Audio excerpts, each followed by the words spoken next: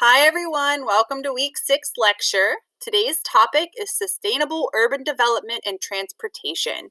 We will be using this as a starting point as we look at these deeper issues next week during Seminar A and Seminar B.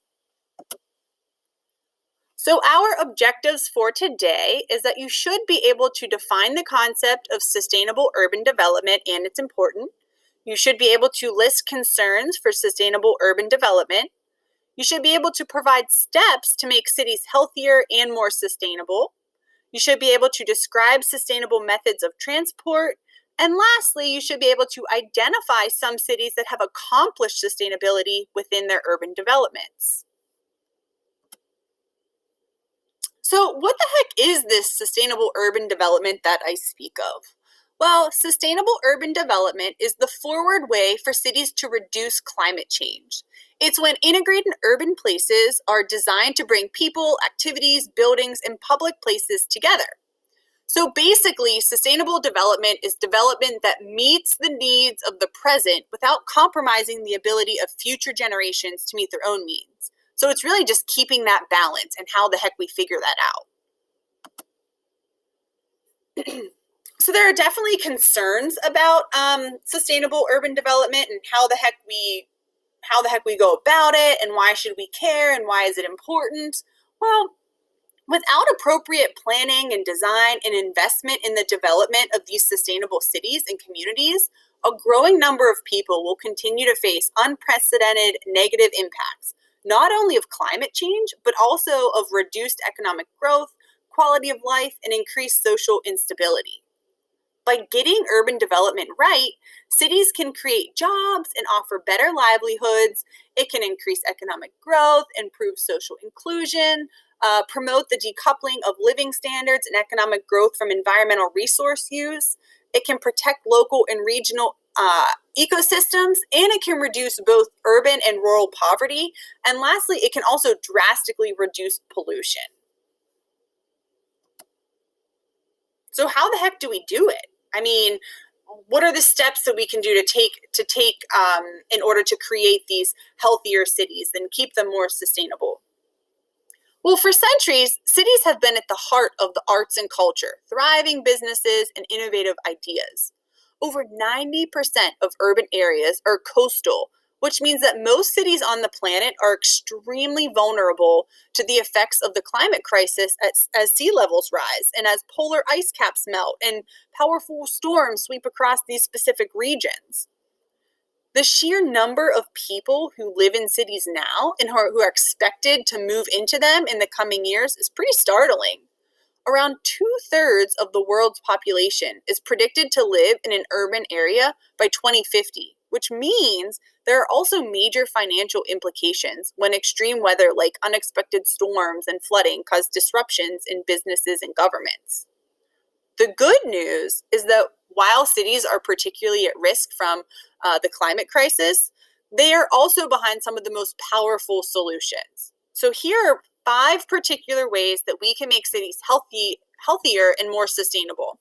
So number 1, we can promote urban agriculture. Number 2, we can encourage healthy diets. Number 3, we can reduce and manage food waste. Number 4, we can boost green spaces for healthier environments and improve lifestyles. And number 5, we can reconnect cities with surrounding rural areas. So we will be taking a look at 5 sustainable cities in the world. They're not the only 5 sustainable cities in the world, but they are 5 that have definitely, maintained this sustainability. And they have used these 5 steps to become leaders in clean energy and climate solutions. But before we get to those particular cities, let's take a look at sustainable methods of transport. So sustainable transportation is the capacity to support the mobility needs of a society, but in a manner that's least damageable to the environment and does not impair the mobility needs of future generations. So a sustainable transportation system is one that's going to allow basic access needs of individuals and society to be met safely. It's going to help maintain a healthy ecosystem. It should be affordable and also operate efficiently. It's going to offer choice of transport mode and support a vibrant economy. This will also limit emissions and waste within the planet's ability to absorb them. It'll minimize consumption of non-renewable resources to the sustainable yield level, so minimize like the use of gasoline and fossil fuels. It's going to reuse and recycle its components. And lastly, it's going to minimize the use of land and the production of noise, because there is such a thing as noise pollution. So let's take a look at these 5 particular cities that have basically become sustainable in the world, and they use those steps that I had mentioned before to become leaders in clean energy and climate solutions. So number 1, Copenhagen, Denmark. Copenhagen is often ranked as one of the greenest cities on the planet. Why? Well, for starters, in 2009, the city set a goal to become the world's first carbon neutral capital by 2025. Copenhagen has focused on reducing energy consumption in a variety of ways, including using an energy-efficient district heating system. And this is going to connect nearly every household and innovative cooling system. And this would save around 70% of the energy compared to like a traditional air conditioning system. Copenhagen has also focused on reducing emissions and improving the health of its residents by improving mobility, integrating transport, and building what's known as supercycle highways. And supercycle highways and other bike lanes around the city have led to 45% of the city's residents commuting by bike every day.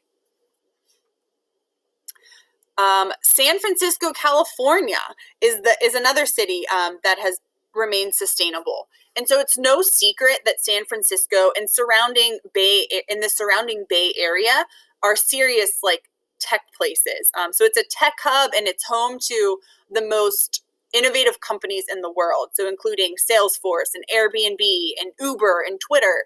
And so innovations in technologies to improve energy efficiency in buildings and enhance its transportation system have really helped make San Francisco a leader in sustainability and clean energy. So if you take a look at the city's public transit system, it's not uncommon to see hybrid electric buses driving down the city streets, and more than half of all muni buses and light rails are zero emission. The Bay Area also has cut its water consumption drastically in recent years. So as California has battled serious droughts, San Franciscans have reduced their water consumption to around 49 gallons of water per day on average, where the national average is 80 to 100 gallons per day.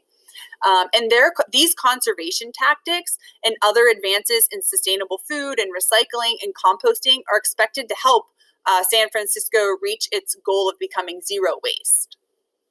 Our third city is Vancouver. So Vancouver is located in Canada, and Vancouver has been on the forefront of environmental activism for decades. So in 1990, it became one of the first American cities to outwardly address the climate crisis by releasing a report called The Clouds of Change.